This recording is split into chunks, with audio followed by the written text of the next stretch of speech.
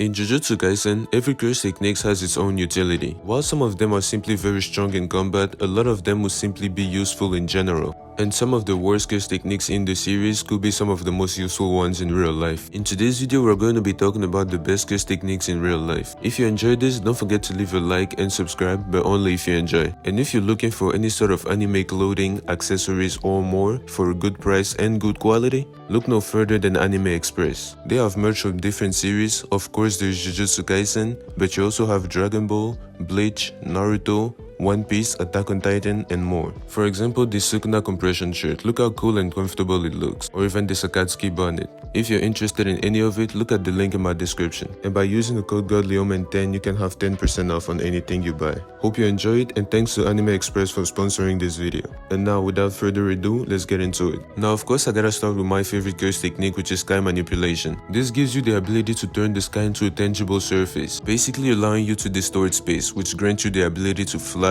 or cover long distances in no time. You are also immune to damage as long as the ability is active, meaning that no matter the context, nobody can hurt you. You basically don't get tired because you can fly without trying. This ability just makes you live life on creative mode. And the funniest thing about it is that the actual user of the technique herself, Uro, does not even need to wear clothes. By simply reshaping space around her, she can hide whatever needs to be hidden. Personally, I would still wear clothes, but that just shows you how infinite the possibilities are with this technique. Before we proceed any further, let me know what curse technique you would like to have in real life. Now, if any of y'all is thinking about sukuna or jogo, just leave right now. You're a dangerous man and we do not need you here. Nah, I'm just playing, but let's proceed. For the next one, we gotta talk about yorozu's creation technique. Just being honest, none of us has any ups. There will never be a need for us to create a special great tool and sacrificing our life for it. The little things that we can create will be so useful for us. Just imagine needing a pencil and you can just create a pencil. Just the small things of your everyday life. This ability will be useful for everything. Every time you need something, you do not have to go through the trouble of finding it. You can just create it on the spot and use it. If somebody needs something from you, you can just create it and give it to them. You can even create money. That's not what I'm telling you to do, but I'm just telling you it's possible. Unless you're considering that money is special grade, in that case you wouldn't be able to do it without your life. Or if you want to go through a more honest route, you can start a business with objects that you're creating yourself, meaning that you wouldn't have to put as much work in it. That will use some curse energy, but that is about it. But money aside, this is just a great quality of life update for everything. Next is Mahito's idol transfiguration. Now of course you can one-shot people with it, but that's not what I'm talking about. I don't think any of us needs that. This ability just gives you so many possibilities. Being able to change the shape of your soul or somebody else's soul means a lot. Not only this gives you regeneration, it also gives you the ability to change your shape into something more advantageous, like switching to a bird so you can fly and things along those lines. But it also gives you the ability to cure anything. Technically, you can cure an incurable disease like cancer or things along those lines. Considering that Mahito was able to cure an effect of heavenly restriction on Mekamaru, I don't think anything is uncurable as long as you have this ability. You can change your appearance. I don't know exactly who wants to do that, but you can make yourself look better or make somebody else look better or worse. In other words, you can give quick,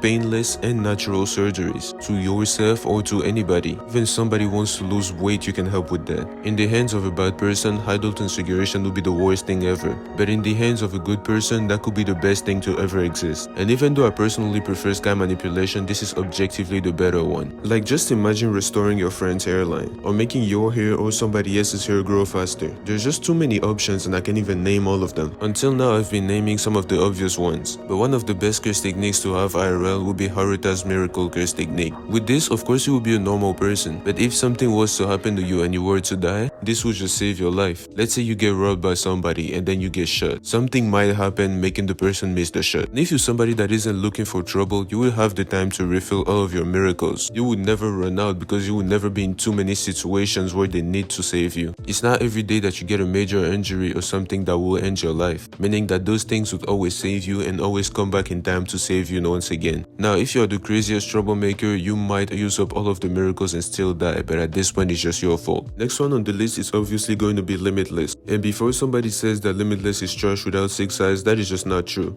Of course it uses up a lot of energy, but if you're barely using it, it's not going to cause any trouble. For any normal person, you would never need to fire a red or a purple at anything. All you would do is use the neutral infinity as well as blue, and it isn't something that you will be doing all the time. You do not need the infinity barrier while you're eating, unless you're a thug and you have ups, but at this point that is just your fault again. For a normal person, you could use blue to grab something from far away. This isn't something that is gonna gonna use a lot of your curse energy because you're barely doing anything with it. Gojo was pulling people through buildings. Of course there'll be a lot of energy for you. You grabbing a pencil from far away is not going to kill you, meaning that you will never really run out of energy, using neutral infinity whenever it needs to be used, as well as curse technique lapse blue whenever you need to grab something. You can also use blue to teleport. I'm assuming this will take a lot of energy, but I don't think that's something you would do all the time. And I don't think doing this 2 to 4 times a day is too much for your body or your brain, but you can let me know in the comments if I'm underestimating how much the technique costs. Next on the list, mythical based Ember. Okay, let me be serious. The next ability on the list will be Todo's Boogie Woogie. While this isn't necessarily the best ability, it would definitely be one of the most fun. Having the ability to switch place with anything that has curse energy, that could be good for simple pranks with your friends, that could help you escape in certain situations where you would need to escape,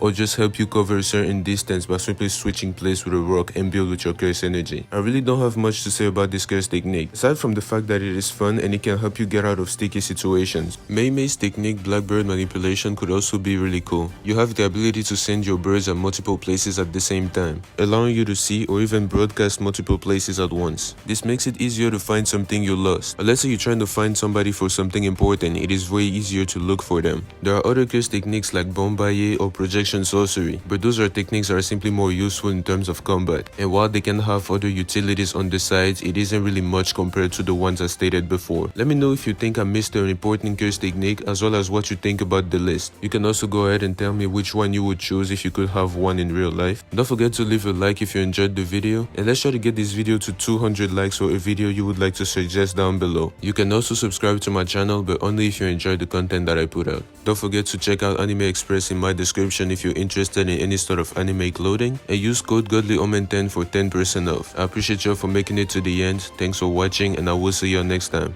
Peace.